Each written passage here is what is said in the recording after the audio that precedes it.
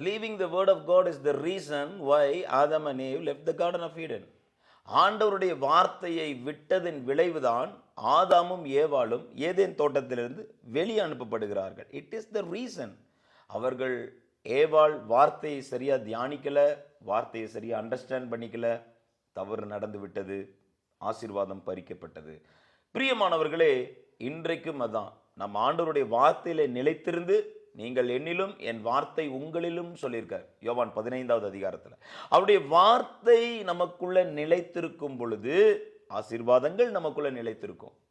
உங்களுக்கு விரோதமாக உருவாக்கப்படுகிற எந்த ஆயுதமும் வாய்க்காம போயிடும். அவருடைய வார்த்தையில நிலைத்திருக்காத பொழுது இந்த பிசாசு என்ன செய்வான்னா, தேவனையே கெட்டவர் போல காண்பிப்பான். உங்களுக்கு பாரு, அது கொடுக்கல, இது கொடுக்கல, உனக்கு அப்படி பிரச்சனை, இப்படி பிரச்சனைன்ட்டு தேவன் பக்கமா ஒரு கெட்ட, அவர் மேலே ஒரு தப்பான இமேஜை கொண்டு வருவான். பிரியமானவர்களே, stand in the word of God. அவருடைய வார்த்தை உங்களுக்குள்ள நிலைத்திருப்பதாக. அப்பொழுது தேவ பிரசன்னமும் சகல ஆசீர்வாதங்களும் உங்களுக்கு நிலைத்திருக்கும். கர்த்தருடைய மகிமைக்குள்ளே இருப்பீர்கள். கர்த்தர் உங்களை நேசிப்பார்.